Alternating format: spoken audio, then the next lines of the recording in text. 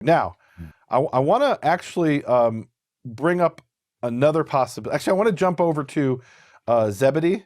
Yes. We got to talk about this in verse 21. So it says, and he saw two other brothers, Yaakov v'Yochanan, Achim b'nei Zavdiel, Jacob and John, the brothers, the sons of Zavdiel. Now in Greek, his name is Zebedee. And in Hebrew, he's called Zavdiel, which is interesting.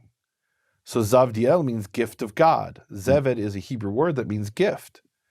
And then it says, Bilaz in the foreign tongue, Zabadao and Zabadah, which is very strange. Which one is it? It gives two different forms of this name in the foreign tongue. So, I was minding my own business, watching a video on edX. edX is this really cool thing where you can take these online courses. And what brought this up, actually, I'll be honest, is T-Bone said to me, Nehemia, what can you tell me about Jewish medicine from the Middle Ages? And I said, honestly, I know almost nothing about Jewish medicine from the Middle Ages. So I Googled it, and I found somebody was giving a course on Jewish medicine in the Middle Ages. A professor from Israel was giving a course, and I watched the entire course, and I learned so much. And we're actually going to post the link at nehemiaswall.com. I recommend people take this course. It doesn't take a lot of time. You will learn a ton. It's free. You just sign up on edX. So why am I bringing this? Because in this course, he's talking about Jewish medicine. Nothing to do with the Gospel of Matthew. Nothing to do with the Hebrew Matthew. Really, he's not even talking about Hebrew texts. He's talking about Jewish medical texts written in Arabic.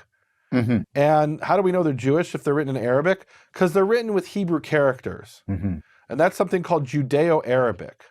That is, you take the Arabic text, and instead of writing the Arabic lam, you write a Hebrew lamed. By the way, Jews did this in almost every language. We have a language called Ladino, which is Spanish written in Hebrew characters. You have Yiddish, which is a dialect of German written in Hebrew characters. When I was a teenager, Keith, in high school, me and my friends would pass notes to each other. And sometimes when you would pass notes, you would get caught and the teacher would read the note out to the class, and it was very embarrassing. So I developed this method where we would pass notes to each other, and we would write the notes using Paleo-Hebrew characters. But the words were English. So we would say something like... you would come up with something. And me and my friends were fluently writing in Paleo-Hebrew. I think that's a cute girl over in the third row. And we would write Aleph, Yud, Yud in Paleo-Hebrew. I think Tav, Yud, Nun, Kuf. You know, with the Tav with an apostrophe. The teacher couldn't read it. And the teacher one time got the note and it's like, what? Okay. So it was very effective. So this is what they did in Arabic. They wrote it in Hebrew characters. And this professor at Bar-Ilan University in Israel, his name is Professor Tzvi Langerman. In the course, The History of Medieval Medicine Through Jewish Manuscripts, he's talking about a manuscript called which was written in Judeo-Arabic, meaning Arabic and Hebrew letters. So it's obviously copied by a Jew. But he knows that Jew was not a native Arabic speaker. And how does he know that? Because when it comes to writing a certain name, instead of writing the Arabic form of the name, he writes the form of the name in some Romance language. And what do I mean by a Romance language? Or what does he mean? Meaning he thinks it's Portuguese, but maybe it's some local dialect of Sicilian or something. He thinks maybe it's in Sicily. So the book that we're talking about here is called The Complete Art of Medicine by Ali ibn al-Abbas al-Majusi. So that's the author of the book, not the copyist. The copyist is a Jew. The author is actually a Muslim named al-Majusi. And al-Majusi means in Arabic, the Magus. Right? So he was actually somebody who was originally from Persia, and his ancestor was a Magi. Maybe not one of the Magi in the New Testament, but he was part of that guild of people who were scholars called the Magi. And he wrote a book called The Complete Art of Medicine around the year 980. And in the book, The Complete Art of Medicine, he quotes Hippocrates, who is called the father of medicine in the Greek world. And Hippocrates is known in Arabic as Abu Krat. Now I'm going to play the clip from Professor Langerman. It's a very short clip, 40 seconds. And you'll see where he's talking about the Jewish copyist, who's hundreds of years later in Southern Europe, probably in Italy. He comes to copy in Hebrew characters the Arabic text written in 980 by Al-Majusi, and he comes to the Greek name Hippocrates. Instead of writing the Arabic form of the name, he writes it in some local dialect that's known from Southern Europe, and here's the clip. Oddly enough, when writing out the name of Hippocrates in Arabic, he does not use the standard Arabic spelling, wasn't the standard, but the most common, which would be Abu-Krat or Bukrat, something which actually sounds Arabic. But he writes it out in Hebrew letters as Hippocrates. So this man who was fluent in Arabic, fluent enough to copy an Arabic text, still, when he came to a name, he said, "Well, I'm not going to copyright Abu Krat. I know this man, this authority as Hippocrates," and he writes out Hippocrates. So Keith, I don't know if you realize how huge this is. This is a game changer. When I saw this, I just couldn't believe it. My mouth was like on the floor. That was a Arabic work on medicine copied by a Jewish doctor. Now let's go to the New Testament when we see it in Hebrew. So what scholars have done up until now is they take a manuscript of the New Testament written in Hebrew, and they say, we know this was translated from a foreign language. What language was it translated from? The easiest way to find the answer is to look at the names. So if you see the name Yehochanan written in Hebrew, instead of as Yehochanan, they write it as Joan, well then you know it's a language where the name Yehochanan is something like Juan or Juan, right? It's Castilian or Catalonian, it's some language like that. And you can draw conclusions, or scholars have drawn conclusions based on how the names are transliterated. The Hebrew names are transliterated in the Hebrew versions of the New Testament. And what we learned from Professor Langerman is that you could be copying an Arabic text and you know Arabic fluently, but when you write the name, you write it not in the Arabic form, you write it in some form that you use in your daily speech.